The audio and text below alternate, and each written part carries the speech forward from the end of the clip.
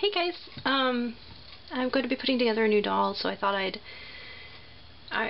make a video of how I get started, since the thing that I get asked the most is how do you make the doll hollow. So I'll go over how I start my doll. The first thing you want to start with, obviously, is a really good turnaround of what you want in the size that you want it. I drew this at a much smaller scale, scanned it in, blew it up in Photoshop to exactly the size I wanted, fiddled with proportions until I got proportions that I liked, and printed it out, taped it together. It was a little bit too big. You could, if you don't have a scanner or you don't have Photoshop or you just don't want to bother with it, you can enlarge it on a copier that does 11 by 17 paper. Then you don't have to tape it back together like I did. But I use what I have at hand. So these are the plans. To get started, I lay out the plans, and I have boba straws. Somewhere I have regular straws. Boba straws are the big thick kind that you drink boba tea with. Like this. I have balls for the inside of the sockets, my paper clay, some cardboard this is from a popcorn package, but cereal boxes and stuff, just really thin cardboard, and some cellophane. So what you need to do to get started is figure out exactly how large you need this body inside the cavity to be, and we're going to make a box out of this thin cardboard to build onto. Okay, so we want to build a box to fill her here and here. What I normally do is I make just a rectangular box, but because she's so small, she's only about 11 inches tall and she's got such a tiny waist, it would almost be better to take a straw and just make that her core, so you can see how it lines up. But for the sake of argument, and so you don't have to see me screwing around and experimenting, I'll show you how I'd usually do it with the head. So first you want to figure out exactly how much space you have in her head, and I'm going to measure it here. And I just sketched out, you need to have plenty of space here to be able to fill in the details of the face, because the eyes are set in so deep, and you also want, obviously, some thickness to that part of the face, otherwise when you cast, that part will be very thin and it'll be prone to breakage. So I've made her head and estimated it about 1 inch at the top and about 3/4, half an inch, or no, 3/4 or 5/8 of an inch, something like that. So I took that and made the squares, because you'll need a top and a bottom. Originally I was going to have them both the same size, but that would stick out here and that would be hard to cut out and sculpt around later. So I've measured out these, and then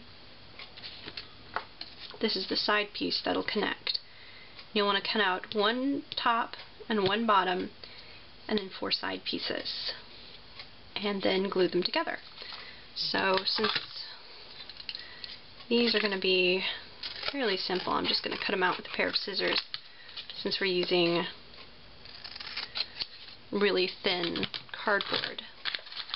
Label these so I don't forget. Top, bottom. You're probably wondering why there's like a sketched circle. On the front of the face, your face isn't a flat rectangle. You don't have a big flat face. No matter how flat you feel your face might be, you've still got depth. So I've rounded off the corners, because in the past I've had a problem with the corners sticking out into the face and doing some weird things.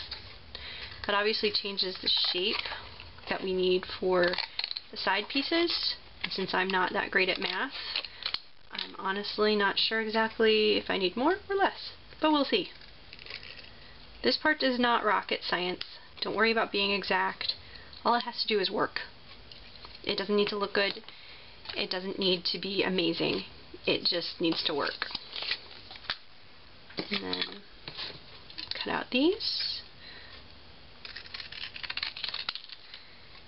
And then instead of measuring these out, I'm actually just going to trace this, because like I said, it doesn't matter if it's exact. We just need to make basically a skull to put the flesh on. And put that aside for now. I'll show you how to unring the body. Just knocked my knife over. I'm actually going to take the side view here because this shows where she's finished. And I took tracing paper. Normally I just use copier paper, but so that you could see through it, this is why I've done this. Sketched in, again, leaving plenty of room to make sure that I have enough space. And I measured here is about 1/2 inch, and so I'm going to make the whole thing just 1/2 inch. So she's going to have a lot more clay on the sides than in the center, but we're still going to have this basic shape that we create. Like I said, normally I just make a big box, but because she's so tiny in places, I'm going to have to make a different shaped box. Then, after I traced that, because obviously you can't, without cutting it out, I couldn't trace it into the cardboard, I made poor man's carbon paper by just rubbing some chalk pastel onto a piece of paper, putting it down like so.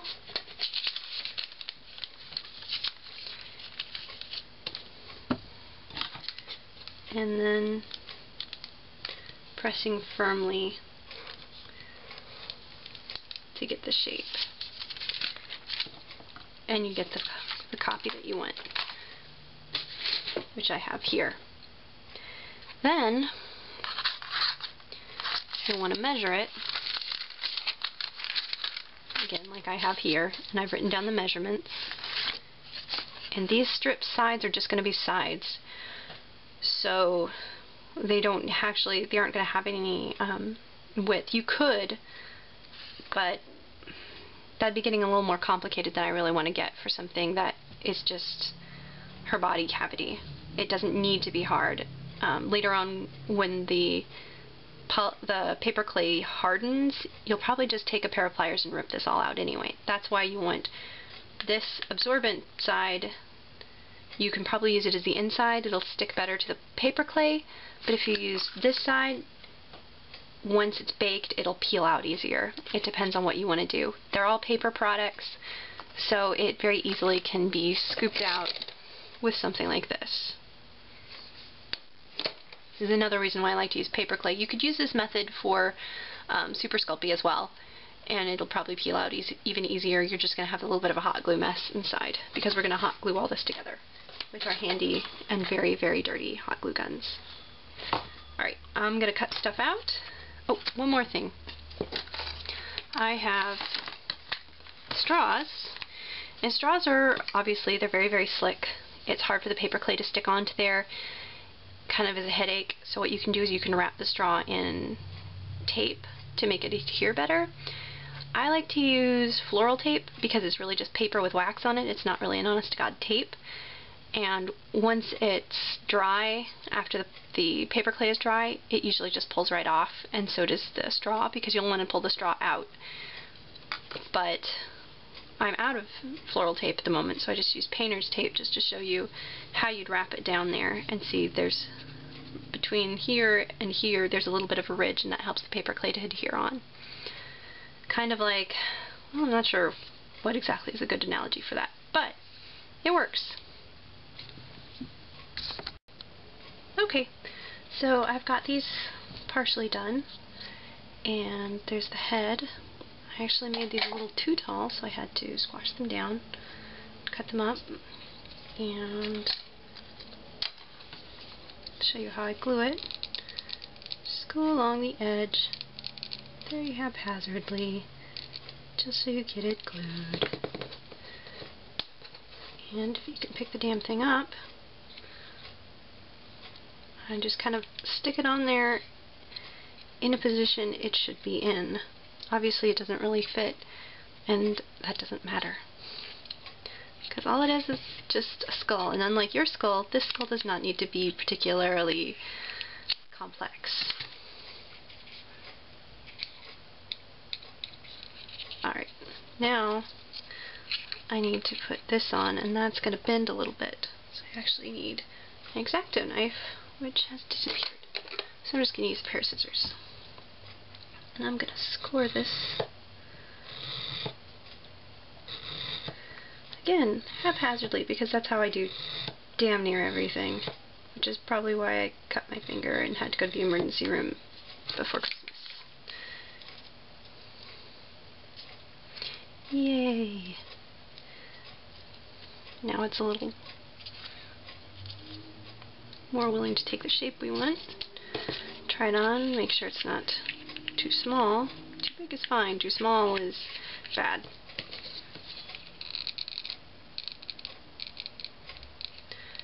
Glue, glue, glue all day long. Glue, glue, glue while I sing this song.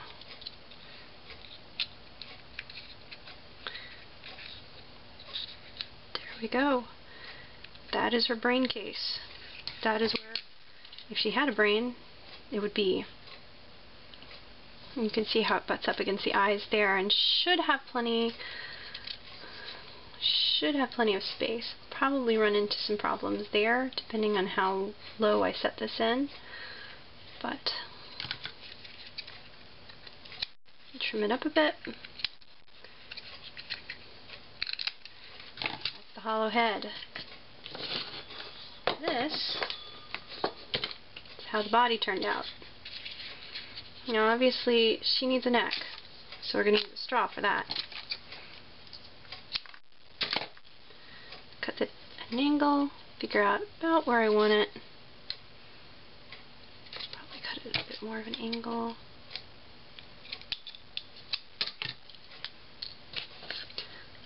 Wide neck holes give them a little bit more mobility on the neck itself.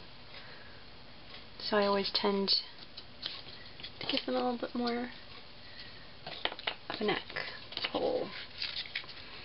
Probably about there.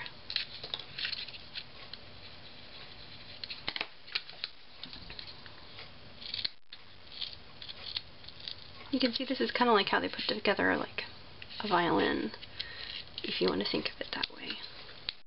I'm cutting an extremely messy hole, because all I want to do is snip this a bit.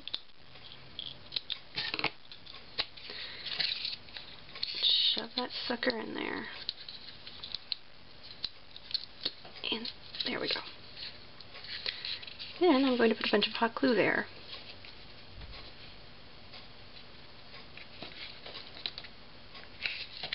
This probably should look like this.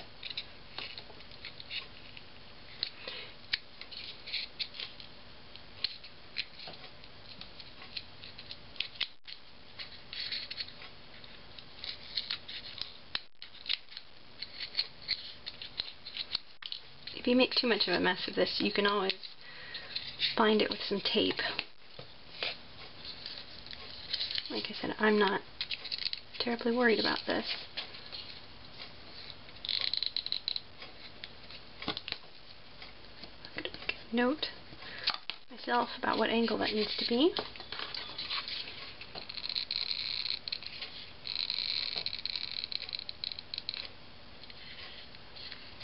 I want to try to get most of the hot glue inside, otherwise it will leach a little bit into your paper clay. You could also